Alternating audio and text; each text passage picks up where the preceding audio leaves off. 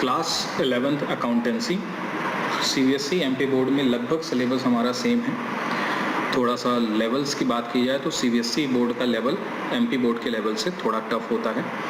तो आज हम लोग class 11th accountancy CBSE board का सिलेबस का पूरा पॉइंट डिस्कस करेंगे कि सिलेबस में हमारे पास क्या क्या चीज़ें हैं। तो ये हमारा जो वीडियो है इसमें हम पूरी तरीके से सिलेबस के बारे में चर्चा करेंगे।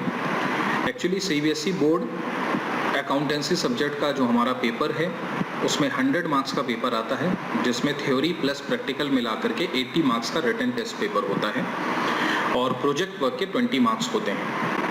और हमारे सिलेबस को 2 पार्ट में ट्रांसफ़र किया गया है। तो एक्चुअली हमारा जो सिलेबस है वो है फाइनेंशियल अकाउंटिंग। तो फाइनेंशियल अकाउंटिंग पार्ट 1, जिसमें हम थ्योरेटिकल पोर्शन कवर करते हैं और बेसिक अकाउंटिंग प्रोसेस को कवर करते हैं। मतलब ये बेसिक लेवल का फाइनेंशियल अकाउंटिंग पार्ट 1 है और इसमें कितने चैप्टर्स आएंगे वो हम कैलकुलेट करेंगे और समझेंगे, देखेंगे, चैप्टर्स के बारे में चर्चा करेंगे। तो थ्योरेटिकल फ्रेमवर्क में आप देख रहे हैं लगभग 12 मार्क्स, तो 12 मार्क्स का हमारा थ्योरेटिकल बेसिक लेवल का जो थ्योरी क्वेश्चंस वगैरह पूछे जाते हैं वो है, और अकाउंटिंग प्रोसेस से रिलेटेड 40 मार्क्स का पेपर।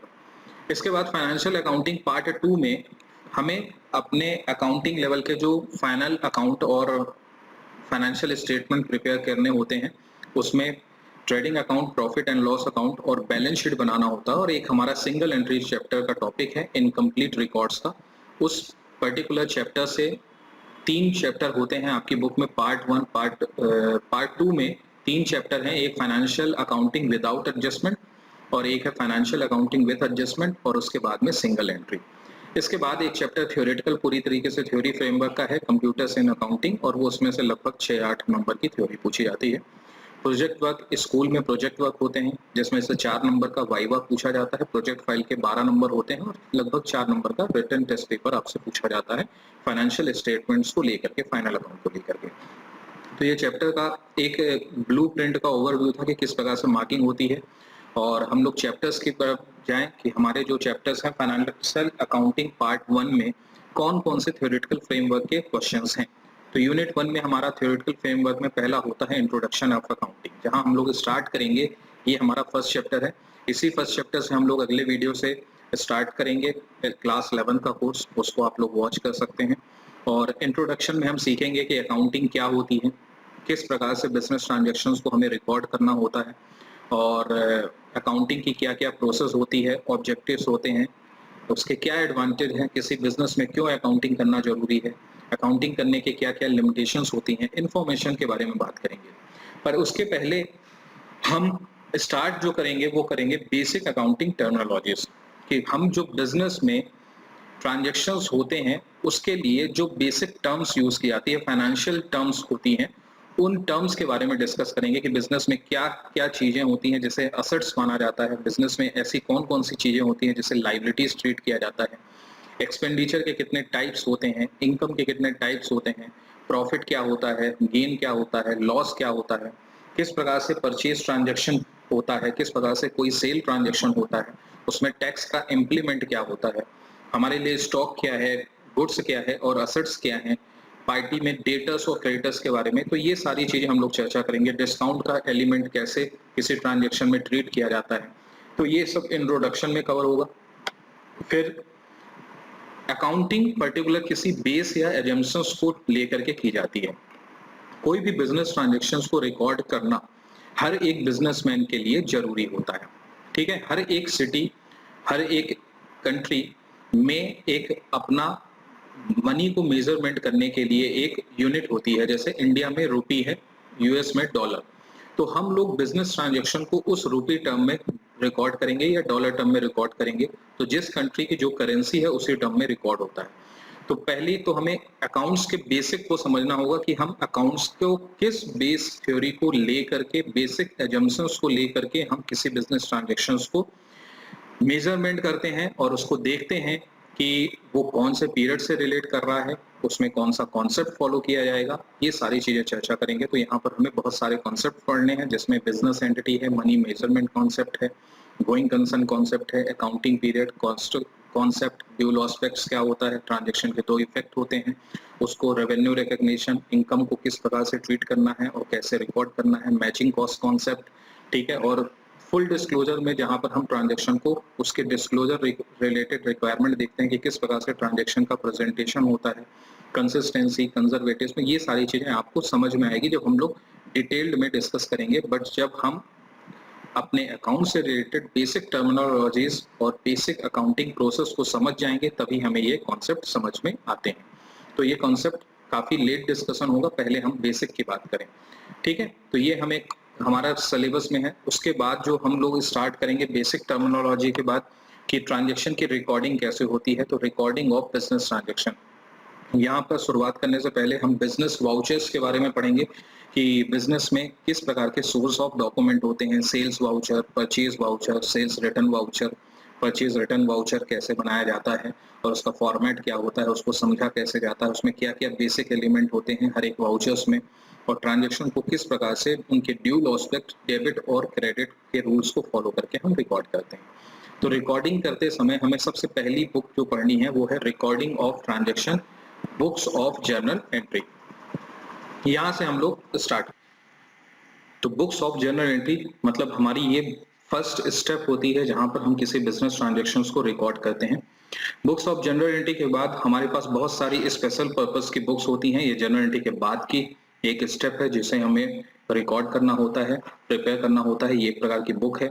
इसमें बुक आती है cash book, purchase book, sales book, purchase return book, sales return book. ये आपको चीजें समझ में आएंगी। अभी हम लोग सिर्फ बात कर रहे हैं कि हमारे पास सिलेबस में क्या क्या चीजें हैं। तो कैश बुक और कैश बुक, बैंक कॉलम, ये सारी चीजें, purchase book, sales book, purchase return book, sales return book, ये सारी चीजें हम रिकॉर्ड करना सीखेंगे। ट्रांजैक्शन को रिकॉर्ड करने के बाद हमारे पास एक चैप्टर आएगा बैंक रिकंसिलिएशन स्टेटमेंट। ये एक ऐसा स्टेटमेंट होता है जो कि हमारी अकाउंटिंग बुक से बैंक की पासबुक को मैचअप किया जाता है और उसमें जो डिफरेंस होते हैं उन डिफरेंस को फाइंड आउट करते हुए हमें एक एडजस्टेड कैश बुक बनाना सीखना होगा और बैंक रिकंसिलिएशन स्टेटमेंट बनाना सीखना होगा। फिर एक चैप्टर आता है जिसको बोलते हैं डेप्रिसिएशन। डेप्रिसिएशन का मतलब होता है जब हम किसी असेट्स को यूज करते हैं तो उसकी वैल्यू में जो रिडक्शन होता है उस वैल्यू रिडक्शन को अकाउंटिंग में किस प्रकार से बुक किया जाता है, ट्रांजैक्शन को किस प्रकार से रिकॉर्ड किया जाता है, तो उस चैप्टर को हम बोलते हैं डेप्रिसिएशन। तो इस डेप्रिसिएशन चैप्टर काफी बड़ा है, 20 से 25 दिन लगते हैं। प्रोविजन एंड रिजर्व एक चैप्टर है, थ्योरेटिकल पोर्शन है और इसका नॉर्मली बेसिक प्रैक्टिकल है जहां पर यूज होता है trading and profit and loss account. जब हम लोग प्रिपेयर करते हैं तो वहां ये यूज होता है। इस प्रकार से आपके ये कंसेप्चुअल चैप्टर हैं यूनिट 2 में। फिर प्रोविजन एंड रिजर्व के बारे में, revenue reserve, capital reserve, general reserve, specific reserve, secret reserve, ये सारी चीजें थ्योरेटिकल पार्ट है जहां पर हमें थ्योरी पढ़ना है कि किस प्रकार से कोई भी आइटम को कौन से रिजर्व की कैटेगरी में रखा जाता है। फिर एक बहुत ही इंपॉर्टेंट चैप्टर आता है accounting of bills of exchange. Bills of exchange like cheque या प्रोमिसरी नोट, जो चेक होते हैं जिस प्रकार से बैंक में, तो एक ये रिटर्न डॉक्यूमेंट होता है, रिटर्न इंस्ट्रूमेंट होता है जो बिजनेस ट्रांजैक्शन में यूज होता है, बिजनेस में यूज होता है ताकि बिजनेस ट्रांजैक्शन को स्मूथली किया जा सके। ठीक है, ये होता क्या है, कैसे होता है, इसका डिस्कशन हमें करना है। इसमें बहुत सारी टर्मिनोलॉजीज आती हैं, term of bill, accommodation bill, days of grace, ये सारी चीजें हम लोग चर्चा करेंगे। फिर ट्रायल बैलेंस, सबसे पहले जनरल एंट्री होती है, जनरल एंट्री के बाद कैश बुक, सब्सिडरी बुक या लेजर अकाउंट बनाए जाते हैं। फिर लेजर अकाउंट की बैलेंस करने के बाद हम लोग ट्रायल बैलेंस प्रिपेयर करते हैं। तो एक चैप्टर हमारा आएगा ट्रायल बैलेंस, जो हमारे सारे बिजनेस ट्रांजैक्शन की एक समरी होती है और उस समरी को यूज करके हमें फाइनल अकाउंट प्रिपेयर करना होता है, trading account, profit and loss account और बैलेंस शीट। तो ट्रायल बैलेंस का क्या स्कोप है, किस प्रकार से बैलेंसिंग करते हैं और किस प्रकार से लेजर की बैलेंसिंग करने के बाद हम ट्रायल बैलेंस प्रिपेयर करते हैं, ये हम ट्रायल बैलेंस चैप्टर में सीखेंगे। फिर एक चैप्टर आता है रेक्टिफिकेशन ऑफ एरर। रेक्टिफिकेशन में हम जिस बिजनेस ट्रांजैक्शन को रिकॉर्ड करते हैं, अगर हमसे रिकॉर्डिंग करते समय कोई मिस्टेक हो गई है तो उस मिस्टेक का करेक्शन कैसे होता है। तो इसमें सबसे पहले हम सीखेंगे कि कितने टाइप्स की एरर होती हैं, जहां पर हमें सीखना है कि error of omission, commission and principle and compensating error क्या क्या होती हैं और उसका इफेक्ट ट्रायल बैलेंस में किस प्रकार से पड़ता है और उसको हम किस प्रकार से करेक्ट करते हुए करेक्ट एडजस्टमेंट एंट्री या रेक्टिफिकेशन एंट्री पास करते हैं।